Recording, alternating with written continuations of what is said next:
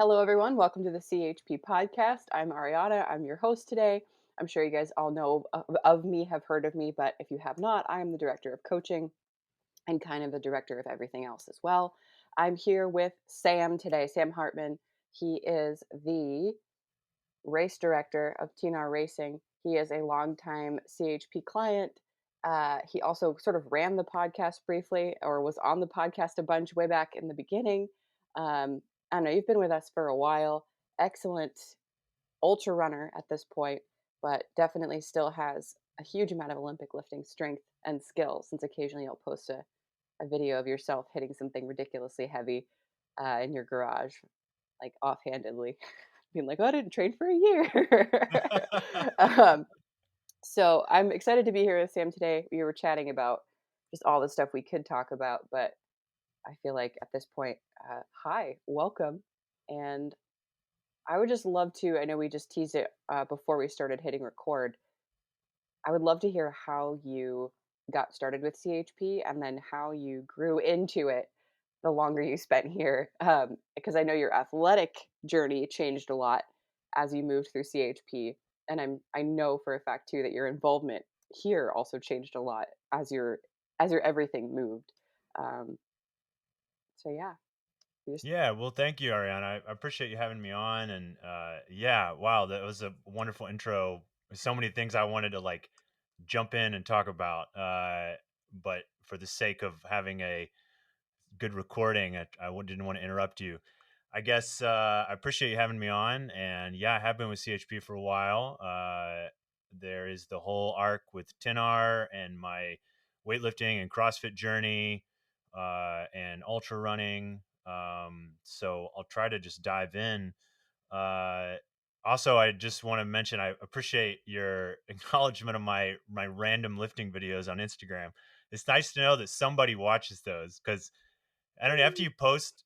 Thank you. Yeah, after you post like 1,000 of them or something over 5 years, you're like, who watches this crap anymore? And it's true though. I will occasionally, and we'll get into this arc, go out in the garage, like as cheesy as that sounds, and load up the bar with something heavy and do a clean or deadlift or whatever, and be like, oh, I still have like some residual strength. Like I guess doing CrossFit and weightlifting for 5 days a week for 5 years makes you pretty strong, despite the fact that I'm now mostly just running all the time and trying to summit high points of various countries and states. um so to go kind of back to, I think it was 17, 18 when I got involved with CHP, the story I think is a pretty classic one. Basically, I was looking for a coach or a coaching company who would accept the fact that I wanted to both run long distances, specifically ultra marathons, and do strength training, go heavy, do CrossFit, do weightlifting. And I think when I found CHP, it was kind of like, oh, this does exist. Like, I'm not crazy, you know? Like somebody out there has thought about this and has thought, oh, we can pair this with this and kind of put it together. mhm. Um, and yeah, my coach was Elise Fogowski for a while, and she was great. And then the story of passing me to Nick was actually kind of funny because I remember I was like training for a 50 miler and I was still doing weightlifting quite a bit.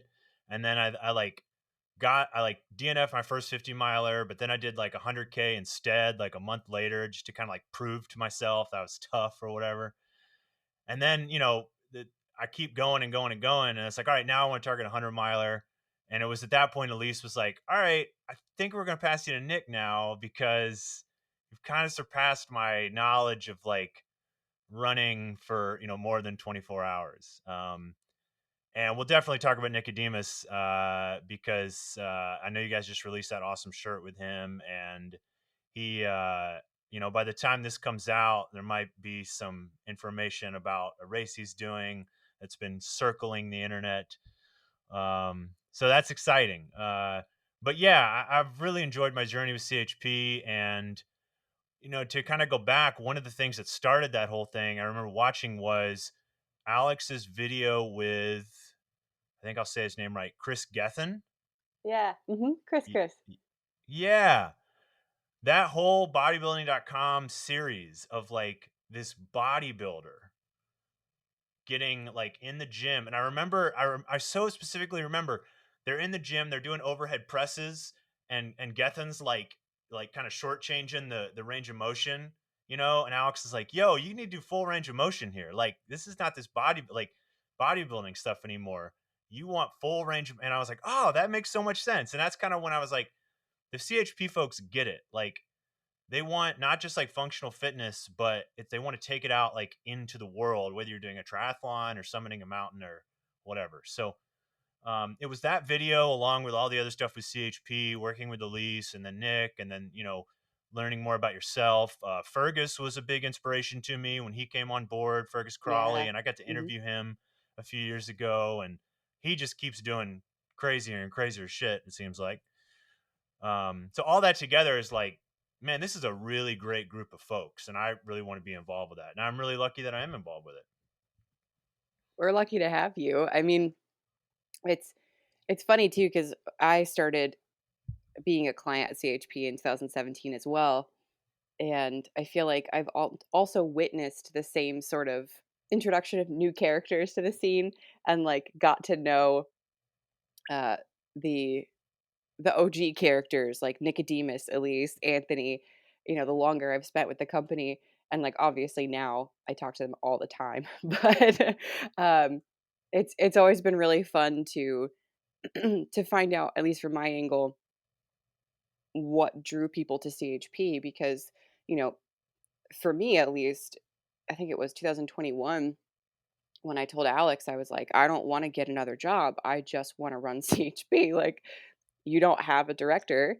Um, and I think I could fill that role because I love this place. Like, just passionately love everything that CHP is about, everything that CHP does, everything that they stand for. Alex, Anthony, Nicodemus, Johnny, they're all such excellent coaches. And I was like, gosh darn it, someone needs to be the hyper excited sort of mouthpiece Yeah. for everything. Um, and that's when I launched myself in. Like I literally was like, "Hey, you're hiring me, and that's how I work here now." So it's always fun for me to find out what we put out there or what people saw or see in CHP that brings them into our circle of professionals and our circle of the mindset about fitness. Like you said, it's not just everything's not siloed. It's this big like, well, what do you want to do and how can we help you do it? That's it, period, full stop. And then every single coach just does their best to learn about everything. So um, I just think it's always really funny and awesome from my perspective. To Yeah, and I think it's, you know, it being in the Facebook group and a meeting of some of the other people, and I mean, it's been really cool to see what kind of goals people are going after because it is so broad. I mean, hmm I feel like there was a time where there were like a lot of power lifters, and I was just seeing a lot of that kind of content. But then there's a lot of runners, and then there's the whole sort of military prep thing for a while. hmm And then now, like, and obviously you can speak to this. Like, we've seen this interest and growth of OCR yeah, and Spartan and Tough Mudder. So as the fitness landscape has changed um, and continues to evolve, so does CHP.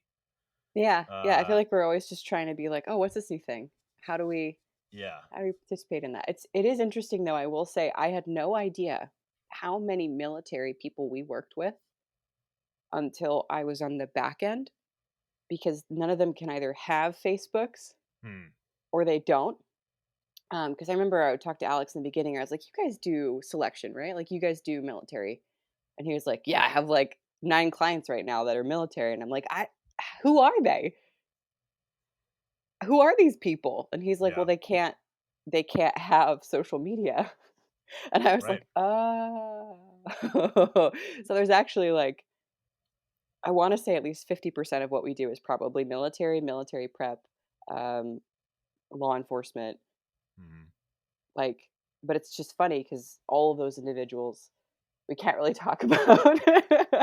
So Right. it is It's it like is really private. funny, Yeah. like, it's a weird,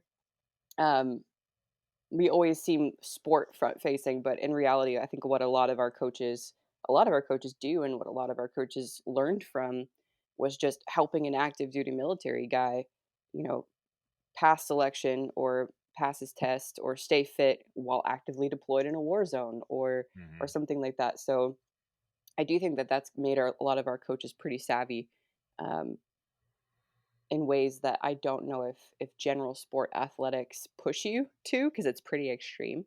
Um, I don't know. I always think that's like a funny fact that I had no idea, no idea. I was like, whoa. Well, I think that's interesting, and I think maybe that's kind of a good gateway to what we had discussed earlier, like as far as we have this kind of culture of fitness that we can't not acknowledge CrossFit's role in the last decade plus. But the armed forces and police and firefighters and people who are serving those roles have always had some sort of prioritization of fitness, and yet it's always kind of been um, a bit siloed from like mainstream fitness. I actually remember this is not the story I've told a lot, but I went to like an informational session here in Columbus, Ohio, where I live, about becoming a firefighter. And it was like a 4 hour day, and we kind of toured everything, and we did like a little mini workout. And I'll never forget. This is so like niche, but I remember we did these like push ups, and they were like you count one rep like two times or whatever, so you do more, but you only go like halfway. Like everybody was going halfway down, like they weren't like CrossFit push-ups. But obviously fitness was a huge part of being a firefighter, and I was like, well, why don't they like change the standard so it's more range of motion? Because like if you're trying to rush into a burning building, it's not like you're only going to move your bicep 50%, you know right? So I use that as an example as like, okay, like CrossFit has become this, I'll use the word commodity, almost for lack of a better word, but it brought a lot of cool stuff into the fitness space. It got tons of people doing so-called Olympic weightlifting, or kettlebell or gymnastics, like as an adult or whatever. And it taught us kind of, the value of range of motion, stuff like that. And yet all that stuff was understood by people like yourself and by Alex a long time ago, when, we realized, well, if you're doing bodybuilding and you're just keeping the muscle under tension the whole time, you're not using the end ranges, which is the most important part. It's also the safest spot for the joint is at those end ranges. So I don't know if there's like a question here. What I guess I'm asking you to just kind of riff on this, but we take the average person who might get into a fitness modality, which now could be anything from spin class to Orange Theory to CrossFit to whatever. And like, how do we teach them the value of like these proper movements while not overcomplicating it? Because I mean, you could spend weeks just on how to squat correctly. For somebody who's like working in a desk 8 hours a day, man, their journey to just do a good squat's going to take a long time. um Yeah. I don't know. Thoughts on that, I guess. No, I think your point about CrossFit is really that's how I feel about it.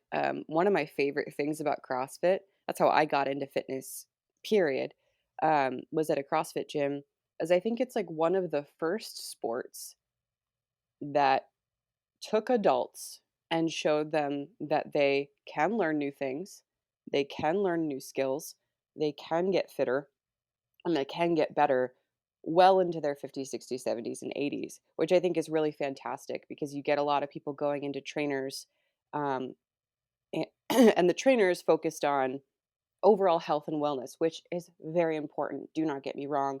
But like you were saying with full range of motion, once you introduce a sport standard and once you introduce that, like, um, I guess just some standard that they need to meet in order to say, I participate in this sport. And there are scaling options, obviously, but if you're doing a squat in CrossFit, they don't really count it unless it's below parallel. So now you have a bunch of adults that maybe if they went to an individual trainer and the trainer was like, "Look, we just want to get you to be able to get out of a chair. It's fine. Like, it's okay." But now you have a bunch of adults that are so invested in this idea of like, well, what if I could squat to depth? What if Mhm. I want to now? And I think that's sort of the nice side effect of gamification of fitness and adding those standards, which we're seeing with Deca, which we're seeing with High Rocks, which we're seeing with Spartan, is you give people an ideal to reach for or some sort of measurement standard gamification piece. And then all of a sudden you have all these adults that maybe 1 year ago were like, I don't care. Like I don't care. And now they're willing to do everything it takes to get them to that point. Um, I loved that personally. I think that CrossFit really brought a rush of energy back into the fitness space that was kind of lacking for a while using that Yeah. same standardization of fitness and gamification. And now Right. obviously if you're just training someone for general health or you're training an ultra runner, um, you know, they could probably just box squat to keep them in that full range of motion but safely, or they could just do goblet squats or whatever. Like there's so much flex and there's so much play.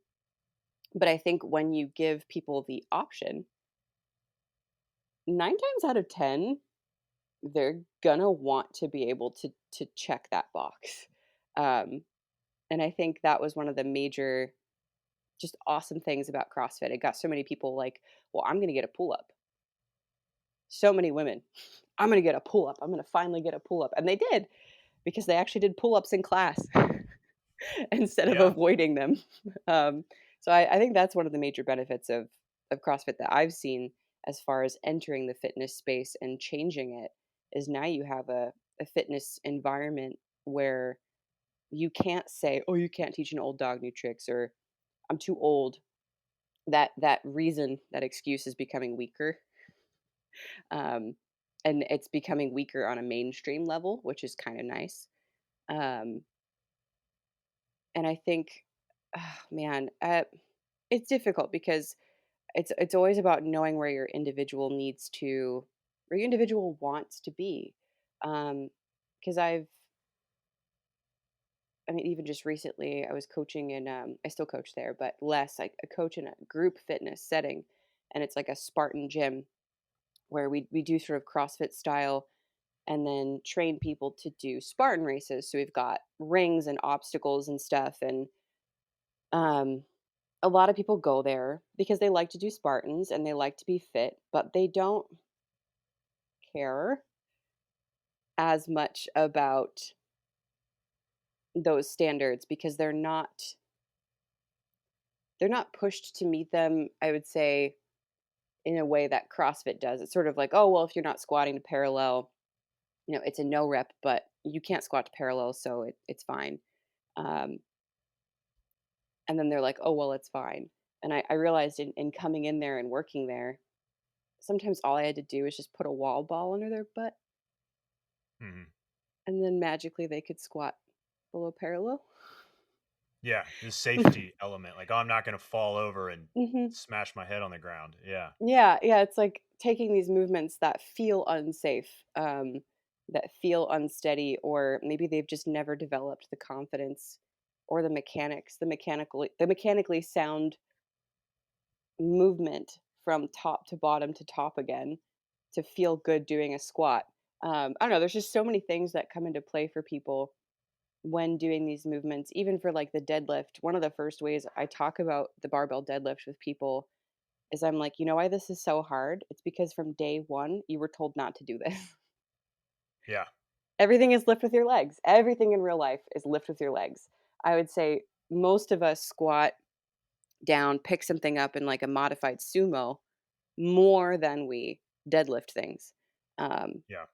this is Yeah, in the obviously general, in the but str in the strength training book, the classic, I think it's De Valera is his last name, where all the beautiful illustrations of strength training. yeah, The deadlift is in the back section. Like, yeah. it is a back exercise. It's Mhm. also like an everything exercise, but I totally agree. Like, w when we talk about the basic movements, the squat, the deadlift, the press, yeah, it's like where have we gone? I mean, this is like almost an existential question in society when we're saying, lift for your legs, lift for your legs, lift for your legs, and just totally ignoring what the core and the back are doing. Mhm. Uh, so that in some cases, the deadlift is a more functional or a better movement for the situation. And if Mhm. you don't know how to stabilize your back correctly, breathe correctly, get that 360 bracing, then you're probably just going to be picking stuff up like quote with your legs, but it's this is going to be shitty the whole time. Yeah. Yeah, and I think it's funny because 'cause I'm like, when I teach it, I'm like, "What in life is shaped like a barbell?" Not much. Yeah. Have you Yeah. ever hinged over and picked up 2 shopping bags Right. or 2 heavy objects? Okay, that's a deadlift, and I start to try and connect it to their life because I think a lot of people have a pretty terrible hinge when they're not, coming from a fitness background, and I don't think it's because they don't want to, it's just because we don't practice it, Yeah. really, and we're discouraged from practicing it. So it's for me, there's always this, all right, where do they use this in real life? And also, how can I make them feel better about, everyone says deadlift all the time. We always talk about deadlifts. I deadlift everything all the time. So, like, I know how to deadlift, I know how to hinge, but if they've never done it before, how do I make them feel like I understand why this is difficult for them? And how do I lead them into this movement, making them feel okay, feeling weird? Because I think a lot of people fear weird doing it and they're like, "Oh, that must be a sign that this is unsafe. This must be a Yeah. sign that I'm not safe here or I'm bad at this." And instead being like, "Hey, up front, this might feel really weird. We never do it. Just try it Well, though." And then they're like, "Oh, yeah. this And feels weird." And I'm like, "Yeah." yeah, it does. All this stuff feels weird. And I Yeah. mean, to really get into the weeds here, you have right. You have the idea of squatting down to uh, grab something, Mhm. or hinging to grab something. Which, by the way, that hinge, in my opinion, is really best taught in the kettlebell slash RKC world, Mhm. which CrossFit kind of borrowed, but then kind of bastardized and started doing the Very overhead much swing bastardized. Yes. and like all that craziness. Mhm. But RKC and like all of the like strong first and all of that stuff increased in popularity again thanks to CrossFit. So like Mhm. for all of CrossFit's problems, and I want to acknowledge that too with all of the issues they've had over the years, they definitely drove interest in all of these like strength slash steel iron moving sports. Mhm. Um, the for me the challenge with coaching this stuff, and so I coached CrossFit for 4 or 5 years and then I switched over basically exclusively to Olympic weightlifting.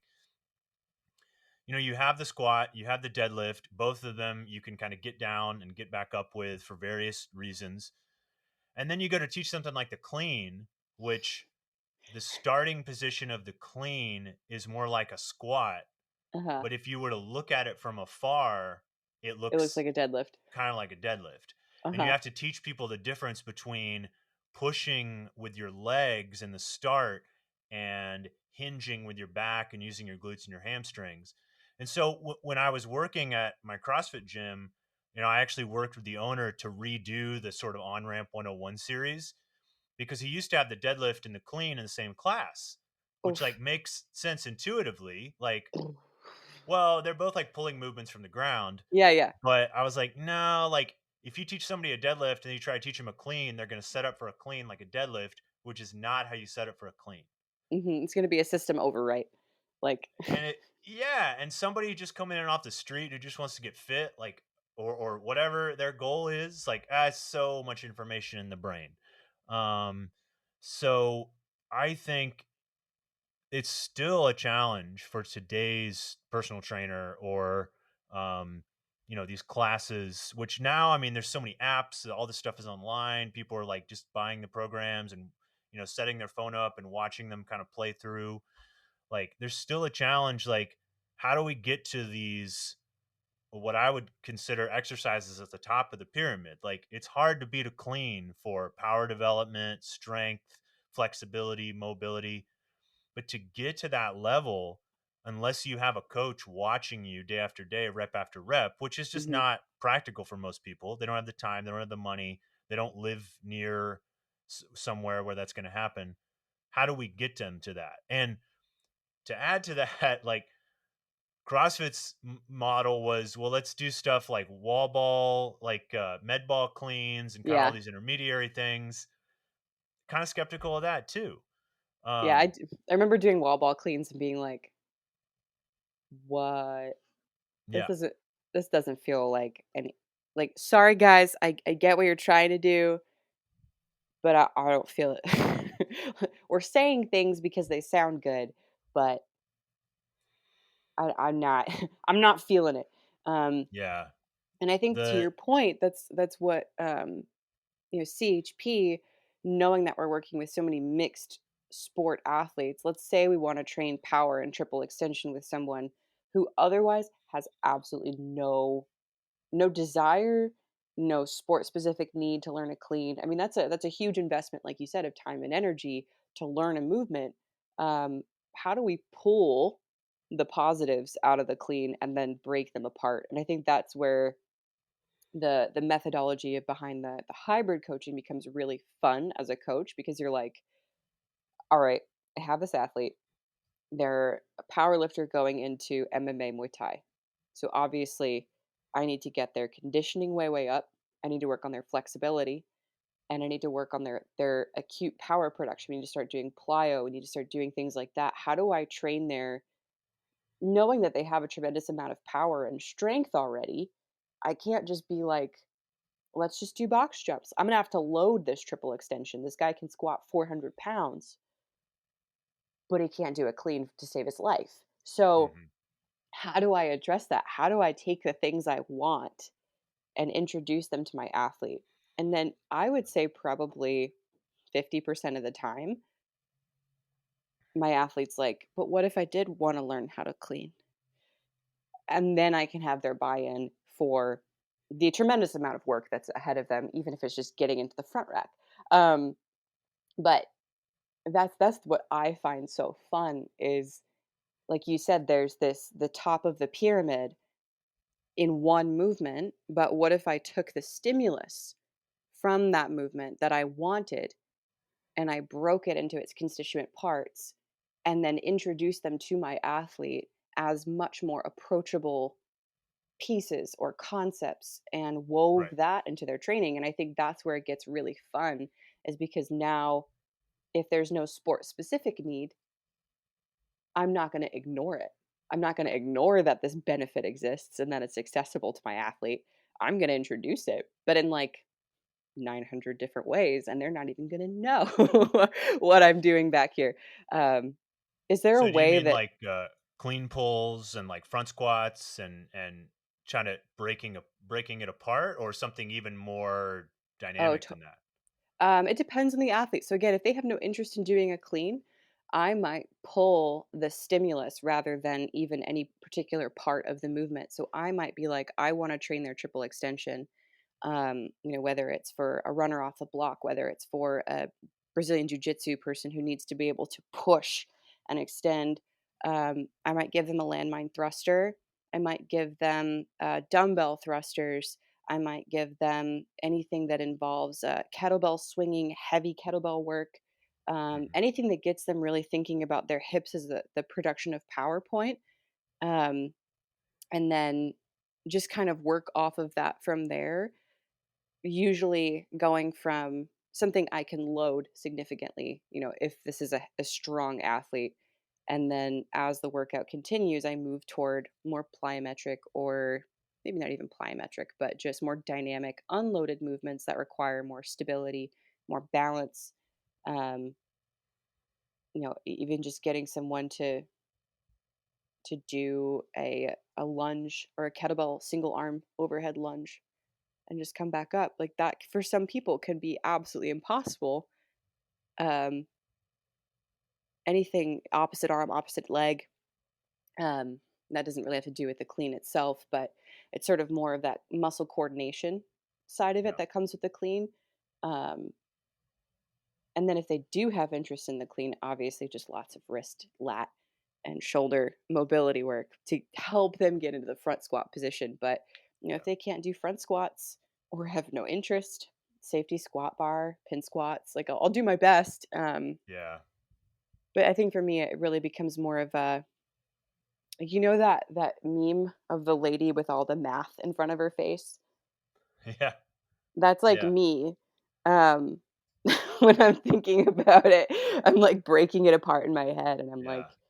ideally, I would have my athlete do cleans. Ideally, Right. um, either they don't have any interest or they're so far from it that I would be taking a massive amount of their training time and investing it into the potential for this movement in the future while also missing out on the ability to load their triple extension and their speed development and work on all that stuff. I have to start also considering, okay, where am I allocating time? Do they have the time for this? Um, and it just becomes this fun puzzle that sometimes I Yeah. get wrong. Like I'll give them something and they're like, I hate this. And I'm like, whoop, never mind. Never mind. Um, but I think when you, like you were saying, when you educate that athlete and you talk to him about it and you're like, well, here's the reason why we're doing this. Um, Sometimes they're like, well, could I do the top of the pyramid movement?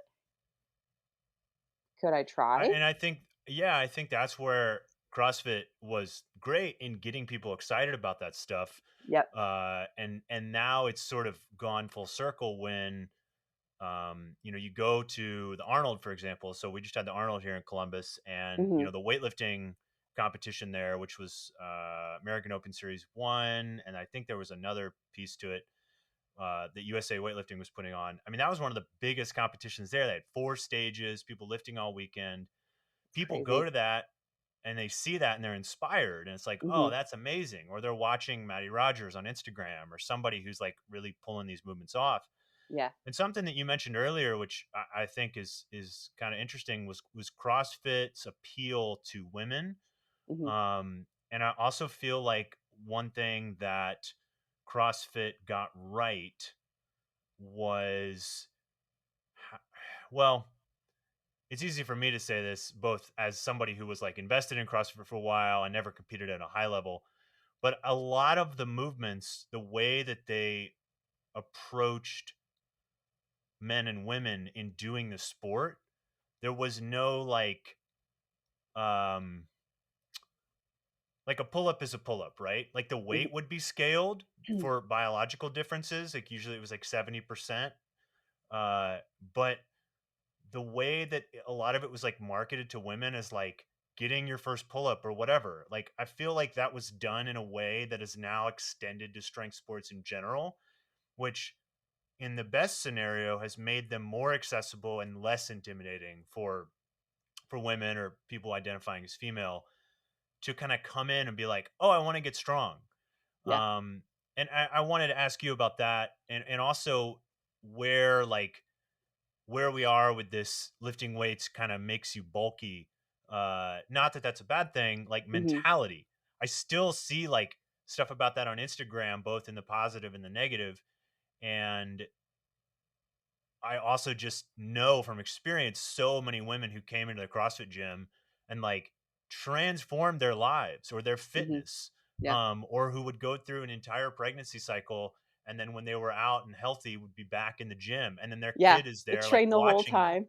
Yeah. Yeah, and it's just incredible. And I feel like, Just smashing all of these preconceived notions of, like, what the female body can do, yeah, um, on a I feel like there mainstream weren't a lot level. of sports that uh you could just go to a gym and do that with. Like, Yeah. like you take your Planet Fitness or whatever, like you don't really see the kid sitting there in a little baby seat, like waiting for the mom to get done.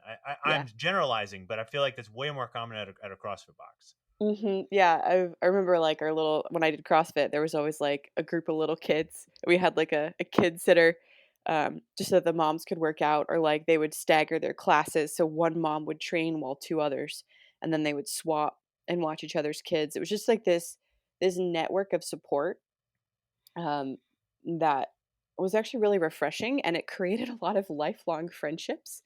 Every CrossFit gym I've ever been to, there's always, like, this core group, um and it's usually a lot of women who are just, Hmm. like, bonded through, because no one else at that point also understands why they do this except for the other women there in the gym, and it really does mean a lot. For me especially, like, when I started working out, I think for me personally, I always had the goal of strength and health, and I didn't care what I looked like. I didn't, for me, because there was always this like, my option was just to be bedridden or potentially maybe not. So for me, I never really paid attention to all of that noise.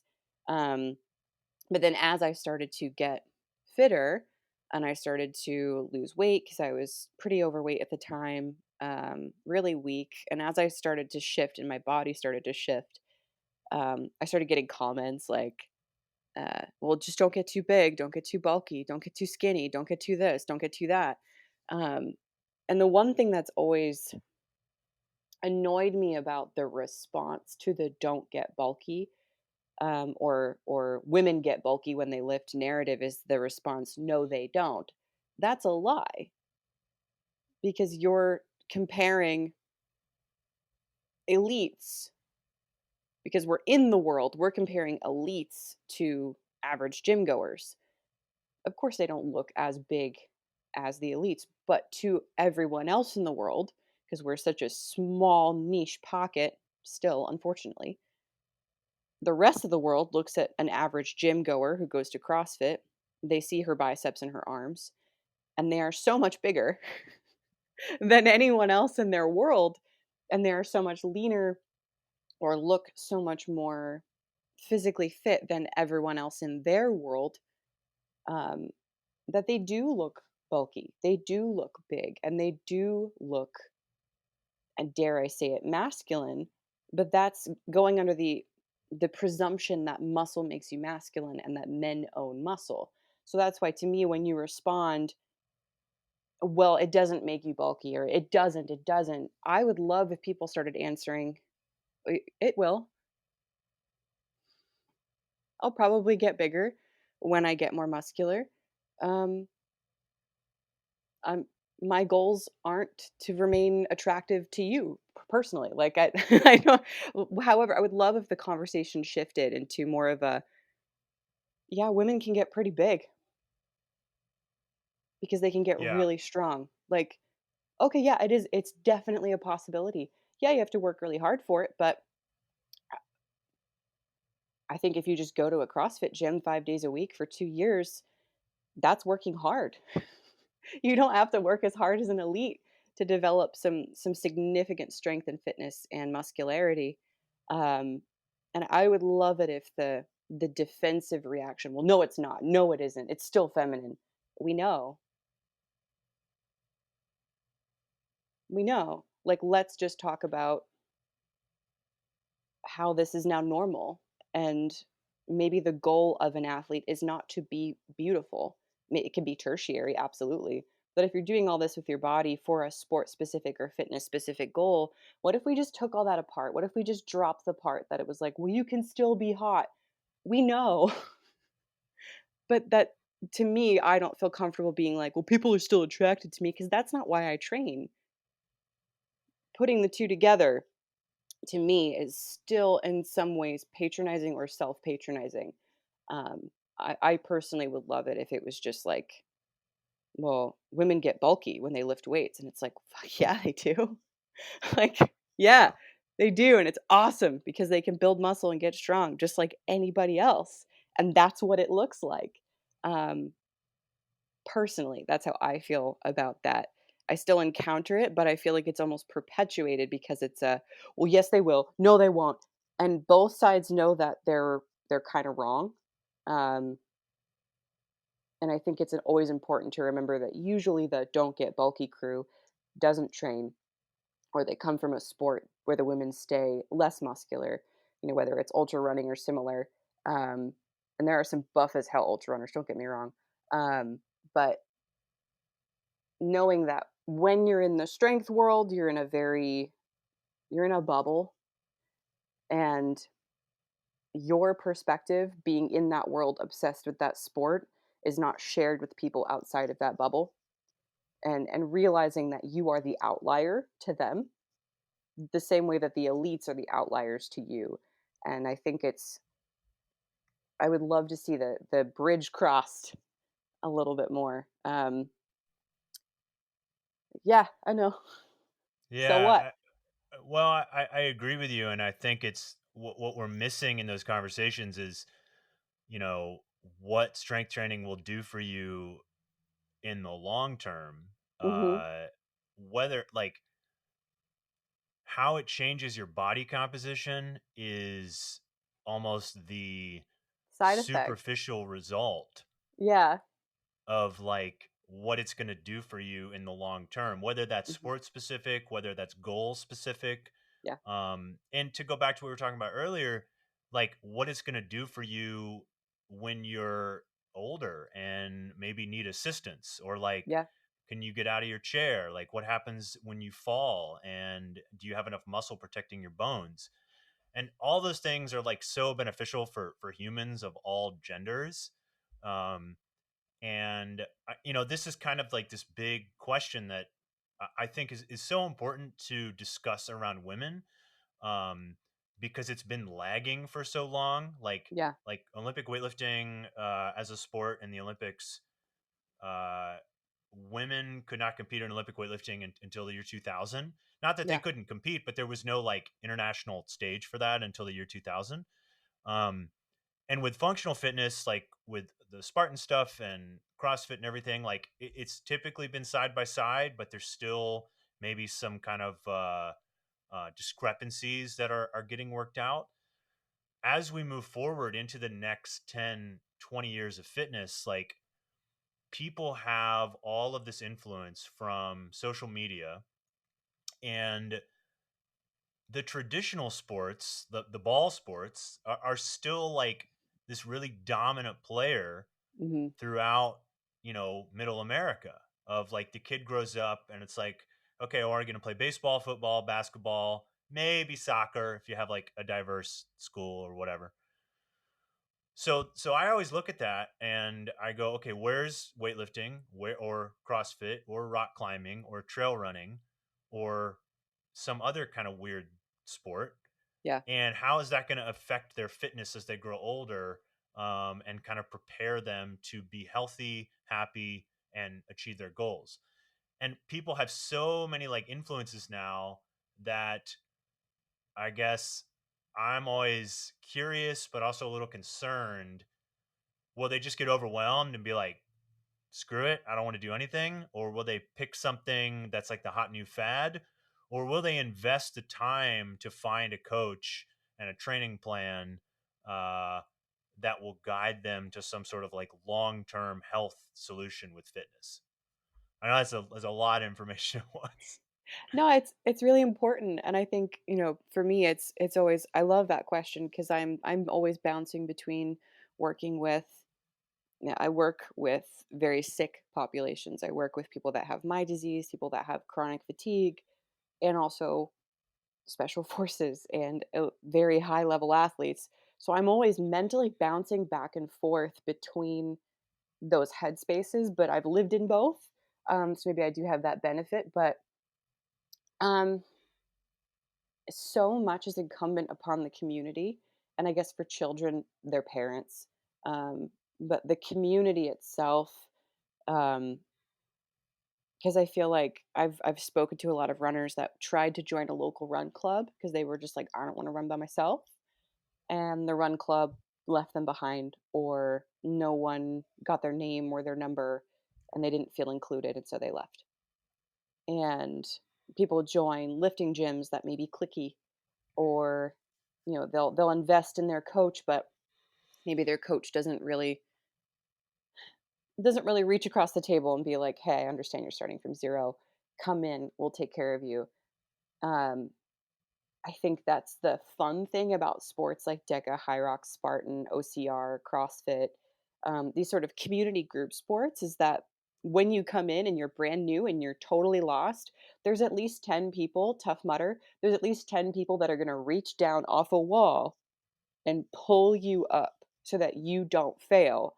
And I think it's that kind of it's that kind of community that is present in team sports as well, that I think that's what keeps them pretty prevalent, is that you have a team, you have a group around you that are there with you on the field helping you in practice, and they're there with you. And I've talked to a lot of men who are like, I miss having a team. I miss my team. I miss that camaraderie. Um, I think it would be so great if more gyms, coaches, and I don't want to call them niche sports, but they are niche sports, um, developed stronger, more forward facing, not just influencers, but like communities you could join, which I think is the great part about Facebook groups right now, like the trail and Mhm. ultra running Facebook group. I love it because the people who are like, I have no idea what I'm doing. How do I run this race? And you'll see hundreds of comments from people helping.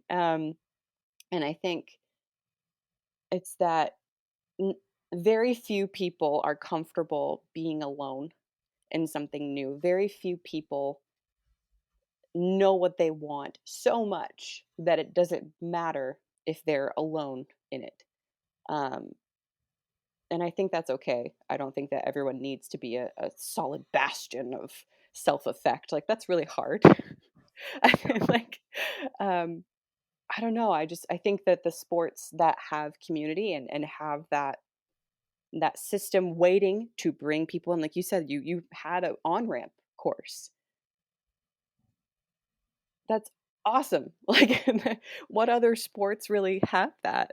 Um, Yeah. okay, maybe you take 1 or 2 surfing lessons, but then boop, you're out on a surfboard by yourself in an ocean.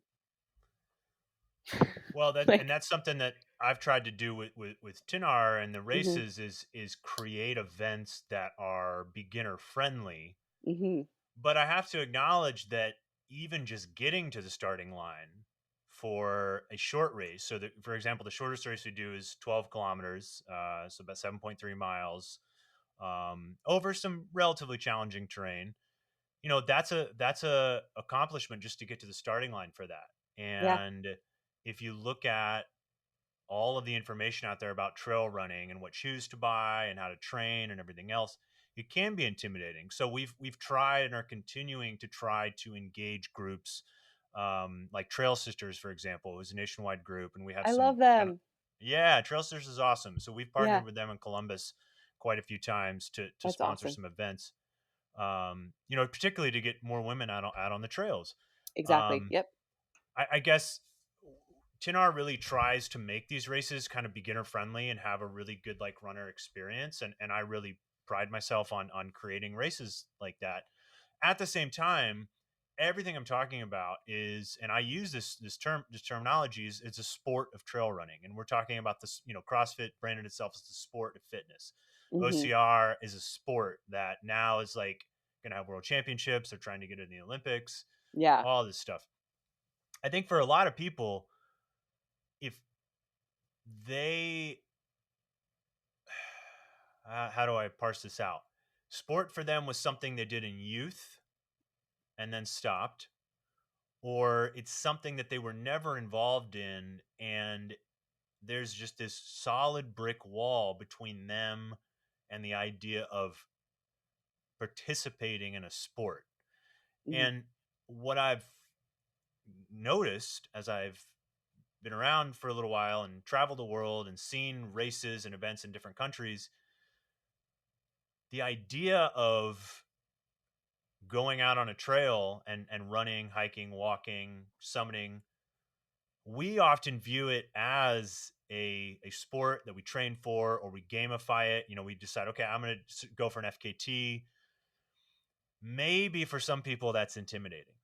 Mhm. And maybe we need to find a way to remove the sport aspect or even the word fitness to just get people to understand that if they don't possess the capabilities of movement and of basic strength, and this is my opinion, as they get older, quality of life will decrease. Yeah. I mean, there's even so much to do with the quantity of lean mass that you have and your ability to process glucose.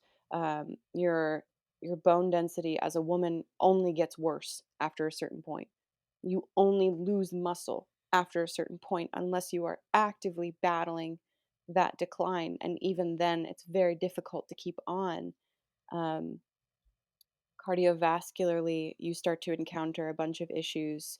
Um, and if you're not already cardiovascularly fit, if your heart is not strong, it can become much harder. The barrier to entry becomes much higher every single year that you don't do something. Right. um, that I see a lot of people, I don't want to say give up, but like you said, that it's so intimidating and so insurmountable that sometimes they don't even want to try. And I think I would love it if we reduced the hero worship of really, really excellent athletes from the picture. I'm not a huge fan of it. I love excellent athletes, don't get me wrong, and I'm friends with a bunch of them and I love them dearly and I think they're incredible. But there's this pedestaling that Hmm. happens, and in raising them on that pedestal, you create this just chasm between where they are and where you are, and it just gets wider and wider the higher you raise them on that pedestal. Hmm. So instead of someone being like, "Oh, that person's a runner, um, and he's really freaking fast, but I'm also a runner, and we're on the same playing field." Um, there becomes this stratification. I mean, I even see it with like you were saying, soccer, football. People take these players and they raise them up on these pedestals, and it's just like what you're seeing is an individual that has a special interest, probably. They've Hmm. hyper focused on this sport since they were Hmm. born or since they got into it. They're probably equally genetically, physically inclined to be very good at it, or they've just worked their butts off. Right. You don't have to want to work as hard as they do, but you can still participate. Like, I wish that we highlighted back at the Packers more. I wish that we highlighted the average person out there doing the Yeah. thing, um, just to kind of like show that there are so many different levels of participation, that you don't have to be out there gutting yourself. You can just be out there giggling and laughing for a few hours. Um, I but I don't know how to address that because I think at the same time there's a group of people who see elite athletes and see FKTs and see crazy things and are like, I want to do that. Like, Yeah. how do we cater to both? Yeah. I don't know. I mean, the Spartan just put out all those videos about death race. I think the death race of 23 just happened, and Yep. somebody who's loves extreme shit, like, I watch those videos and it honestly just looked kind of miserable. No, right.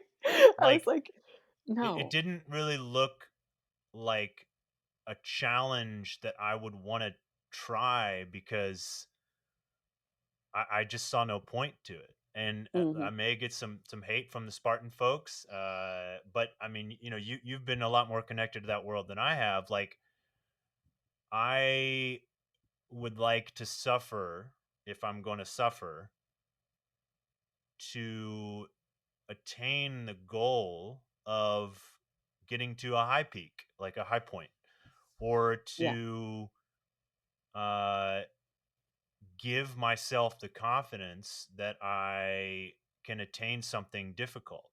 And I Mhm. suppose that the people participating in something like Death Race, or um, I don't know, there were some kind of like, what were they called? Like, when they go to, there was like a thing in Canada where they'd like, it was kind of like a boot camp where they take you for like 72 hours. Oh, yeah, yeah. What was that? It was like kind of like Go Ruck, but like way Mhm. more extreme. Yeah. It My was kind of like an army thing, but for civilians. Mhm. And they just, My just beat you up for like a week. Yeah. And I was always like, sounds cool. And like, there's a Mhm. part of me that wants to do it because I like to do tough things. Yeah. But like, at the end of the day, do you just get back on the bus that they drove you out there on, and you just have a really sore body? Mhm. Have you attained something? I don't know. It was not clear to me, as opposed to looking at something and this is my bias, like ultra marathon, well, Mhm. I went from point A to point B, Yeah. or I lifted more weight today than I've ever lifted in my life. That's a very like tangible Mhm. goal that to me would leave a longer imprint on my mind and my body. Well, it's not just because I feel the same as you. I see the value in those events for showing people how tough they are. Um, but you have to do something with that information afterward. Otherwise, it's like, well, yeah, I did this thing and I withstood hazing and abuse for hours and hours. I was deprived of food. I was deprived of sleep, and I made it. And I want to be like, of course you did. What was your other option? I think most of us would do our best to make it. Um, even the death race for me, like I'm the same as you, where I'm like, it's not my fitness that's being tested. I want an event where I'm in control of keeping myself as in peak condition as possible so I can see what I am Hmm. capable of physically and mentally. How do I keep myself in that place of top performance? If I'm just getting hazed, like I've been through some Yeah. shit. I don't need some motherfucker in a coach shirt yelling at me to show me that I am mentally strong or resilient or emotionally resilient. I don't need that. That's not a success to me. Like Right. that just I'm not interested in that. It's not a game I want to play because it is still gamified hazing um Yeah. in a way, but I Yeah, there's think a it's structure around it, but yeah. it's still uh man-made. I use that term loosely. Like it's Mhm. still created Yeah. uh in a similar way that Alone is the very popular Netflix show right Yeah. now. Mhm. Yeah. Where there's a set of rules and restrictions Yeah. that, yeah, I mean, they're out there by themselves. Okay, I believe the premise, but then there's still like, well, you can't take this, you can't take that, you can use Mhm. this, you can't use that. Yeah.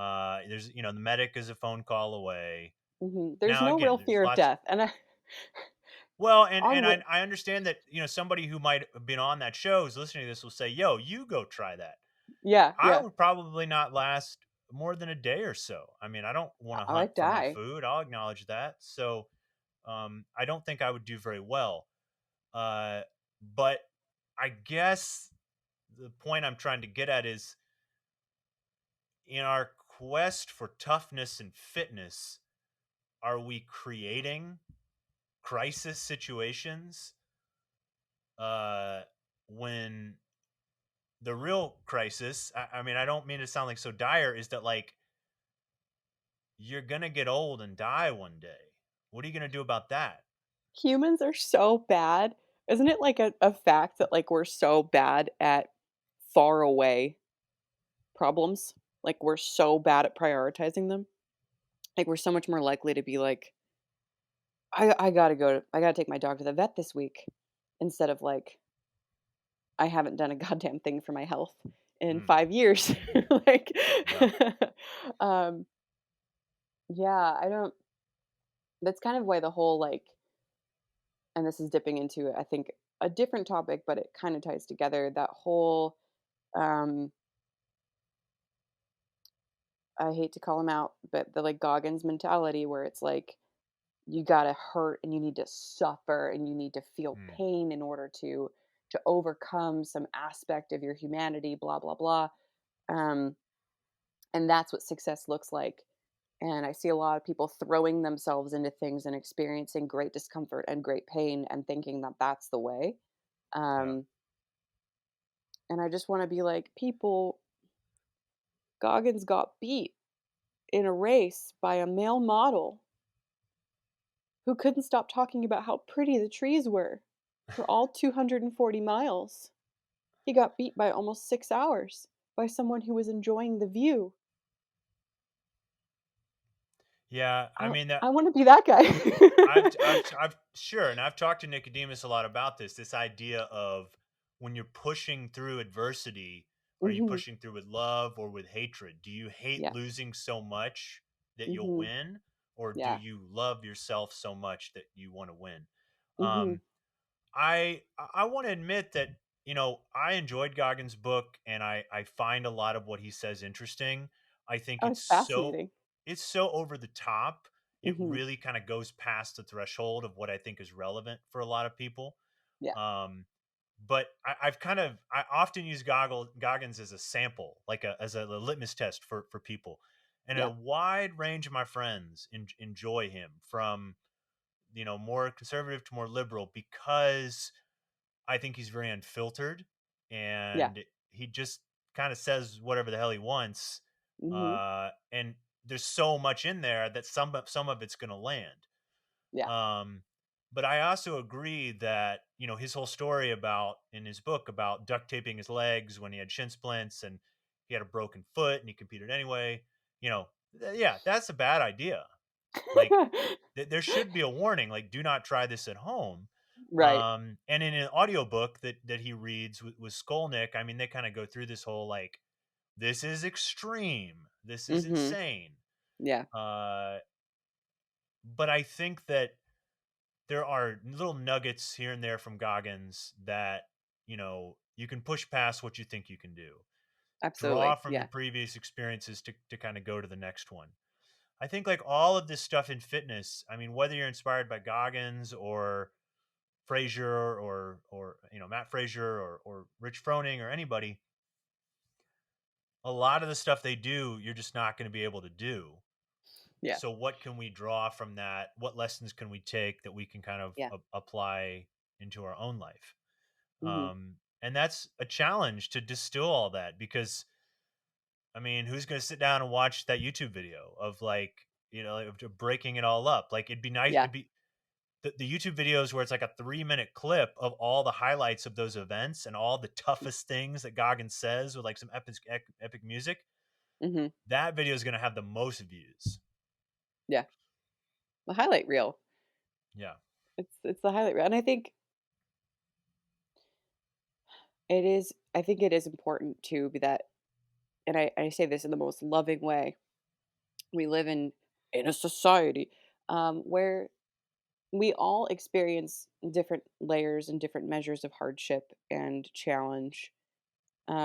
But for the most part, most of us have access to temperature controlled rooms and our clothes. We could take them to a laundromat, or, and obviously this is very general, excluding extreme poverty, um, or the most extreme of cases. But I would say for the majority of us, we live in a position where we have access to excess food. Whether it's of any quality is another conversation entirely.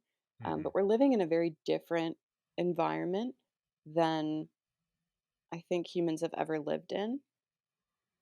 And I think there's a piece in all of us that wants to know if we could hack it, and that wants to know that we can do hard shit. And I think there's this tendency to elevate the things that we tackle in our minds as something very difficult because it feels difficult to us. Um, but again, I wonder if in elevating that thing and that 5K, instead of coming to it from a place of love and like, I think I could run a 5K, or I want to run a 5K, it Hmm. becomes, well, I'm going to do this because I'm a lazy piece of shit and I need to get off my ass and do something, and I've never done this and I didn't think I could run, and then I ran it against all odds and I had shin splints, but I finished it and I did all this stuff. And like, imagine if you approached it from a place of love instead and being like, I'm going to do this in the smartest way possible to protect myself and my health. And Hmm. I'm going to train intelligently, and I'm going to hire a coach, and I'm going to avoid injury, and I'm going to avoid putting myself in positions where I could fail. I'm going to train in such a way that the only option is to exceed unless something out of my control happens.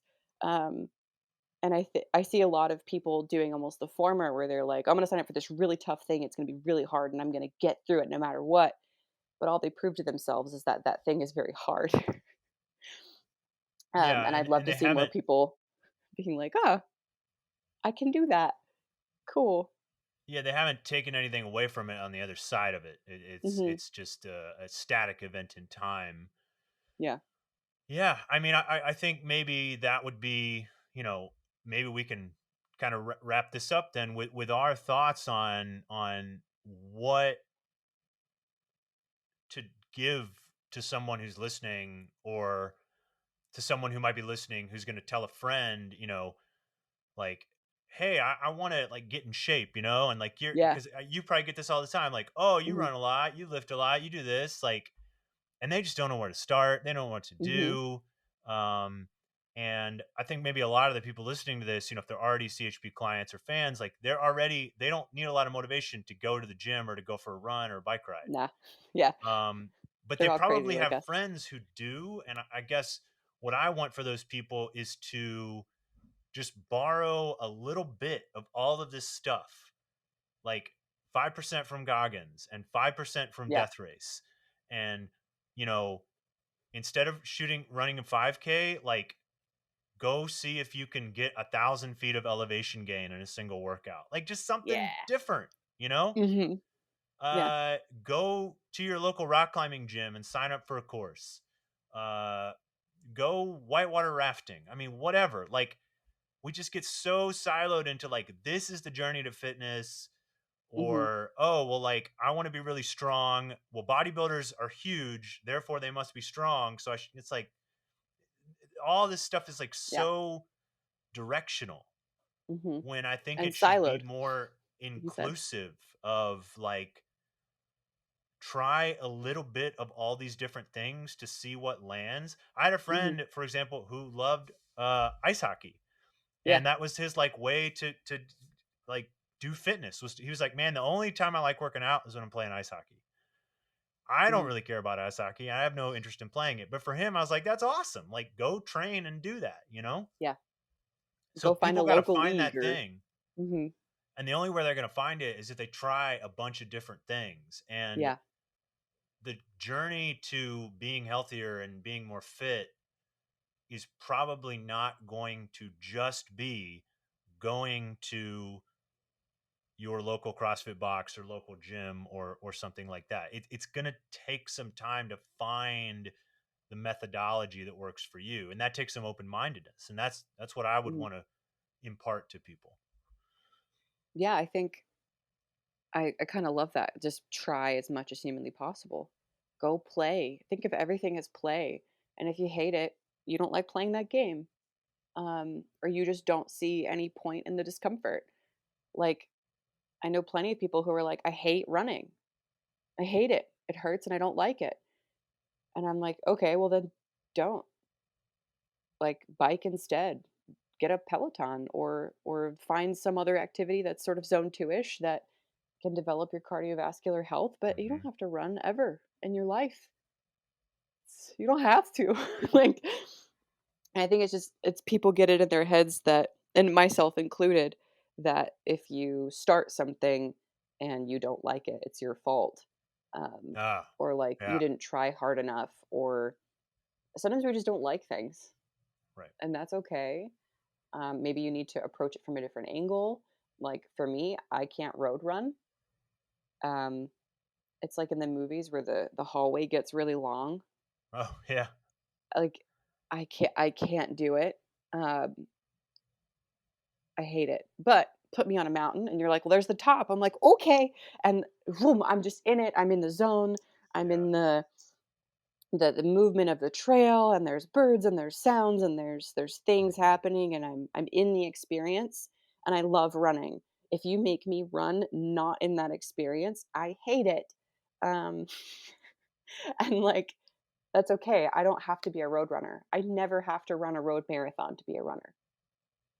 Yeah. I I, don't. to this day, have never Yeah. run a road marathon, and I've Ugh. done every other trail distance. Yeah. So, yeah, I totally agree. When people say I'm training for a marathon, I say, yo, you should train for trail 50K instead. You get to go way Yeah. slower. It's way more enjoyable. The fitness is much more long lasting. It's more like fun environment. But, Yeah. road marathons People are out there are very drinking popular. beers. Well, yeah, and that's what I'm again, like when I'm trying to do a 10 hour is make these events more spectator friendly, fan friendly, Mhm. enjoyable, have good Yeah. swag and food and prizes and um Reward people for participating yeah. in whatever way that they can at that time. um, because I I think when think people say they don't like to run, and I agree, you can certainly respond, well, you don't ever have to run. I think it's also important to say, well, what do you think running is? Like, yeah, define running for me. mhm, And then they might say, well, it's this, this, this, and this. You have these shoes on, it's in this place, it takes this amount mhm. of time, and I feel this way. My coach Well, used to make me four, run. yeah, that's four assumptions. Yeah, Same with I don't like to lift weights, or mhm, I don't, I mean, most people who travel like somewhere go on a hike, and then it's not a far cry from like, well, so you don't want to run, but you want to hike to get to this thing. Well, you got to like get that fitness somewhere. I mean, I'm always mhm, pushing people like hike, run, walk, yeah, traverse, mhm, whatever it is. yeah, Uh, and it's the same with strength training. Like, the stronger you get, the easier things are. Like picking up your yeah, groceries or your kids or whatever. mhm. There's moments where, like, I even when I did the Spartan Games, like, to wrap this up, a little bit more quickly, but, uh, there were a few things that I've never done before when I did the Spartan Games, and I had a moment of feeling like the disabled person that I was before in front of that obstacle, Hmm. um, or that event, and having that moment of fear of, "I cannot do this," and that was, like, 2 years ago. So, that was when I had a 400-pound deadlift. That was when I Hmm. was running Hmm. 20 miles in a clip. I'd just done the Grand Canyon, like, but still in that moment of facing something new and scary and unknown, I was thrown right back into that, "Oh my god, I don't think I could do this," like, place of fear. And then when I was like, "Fuck it, I need to get over this wall. I'm in this competition. I need to get over this wall, or I need to lift this weight. I need to do this thing." And I would go to do it, and it would feel so much easier, than I had in my head that it was gonna be. And I just remember giggling and just being like, "Oh, I guess that's why I've been working so hard, and, like, that's why I've been doing this, is so that when I encounter something new and unknown," in that case, it was I had to do it, but what if I wanna go climb a mountain somewhere? Like, Yeah. I don't Yeah. have to fear my ability to finish. All that I have to consider is how many snacks should I bring? Right. Um, and that's a really cool place to be. Yeah. Fitness unlocks a lot of things. And Mhm. I think it was Mark Bell who said this, but he might be quoting someone else. Strength is never a weakness. Yeah, Uh, yeah. the stronger typically you are and the fitter you are, the more enjoyable a lot of things become. And there's certainly a balance between becoming addicted to it and then, prioritizing your whole life around training and eating and everything. But Mhm, there is this sort of middle ground where, yeah, when you explore the world, when you go to a new city, for example, and you run to explore it, or when you go to the mountains and you get to hike up them, mhm.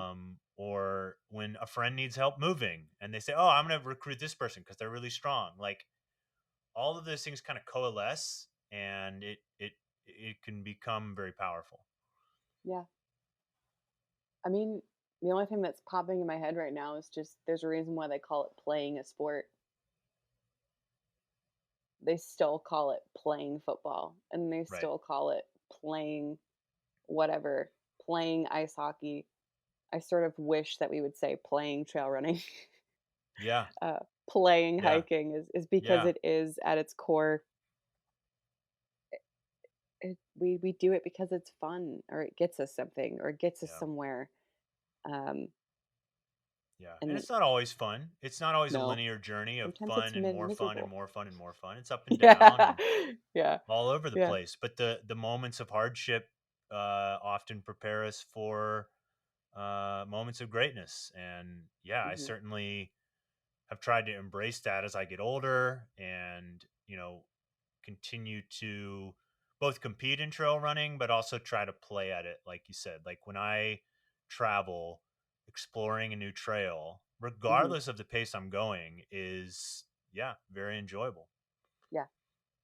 I don't know, ways to play. Find ways to make fitness play again because it really was just exercise. Yeah. That's it. Well, wonderful. Well, I think this has been a great conversation, and I hope that people were able to take some stuff from it and Oh, I'm get sure. inspired to do something, even just a little bit. Like I said, pick something different. And there's lots of people out there that can help inspire you with that. Mhm. Whether that's a coach at CHP or one of your friends, or Running a trail race yeah, in running a trail Ohio. race. Yeah. Or picking up something really heavy, or I don't know, there's just so much out there. There's so many Um options. yeah, it was we live in an age with that now for sure. Yeah, with Mhm. all of the different types of fitness and things that are available. Yeah. And I think if you are a person doing the thing already, be a friend, Yeah. be a community, and be welcoming. Don't be gatekeepy. Yep. Um, Yeah, be find be the somebody at person your you event. needed. Yeah. Find somebody at your event who looks like they might need some help, but Yeah. don't go up to them and say, "Do you need help?" Say, "Where are you from? I like Mhm. your shoes. Where'd you get that vest? Is this your Yeah. first time doing this race? Do you know how long the course is? Do you know how many reps we have to do?" Mhm. Find a gateway, an opening, and then let that build the camaraderie and the conversation. And that's just going to benefit everybody. Yeah. Yeah. Be the friend and go do the stuff and find the friends. I think Yeah. that's the thing. Well, Sam, thank you. This is really fun, and I have a feeling I'm going to have you on again because we didn't even talk about some of the stuff we talked about talking about. So, Well, I'd be happy to come dang it. back. Yeah, there's always lots to talk about. Hmm. Thank you for having me, and to CHP for continuing this podcast, which has been going on for quite a while now. Yeah, So I'm glad that you and Anthony have been driving it. And yeah, if people want to follow me on social media, you can it's Sam_metal on Instagram. And then Tinar is now on Instagram as well. TINAR race series. We have trail races coming this fall in Ohio. So if you want to try something new, like we were talking about, we have a wonderful 12K in October that will challenge you, but you get plenty of time. We have people that come and hike it.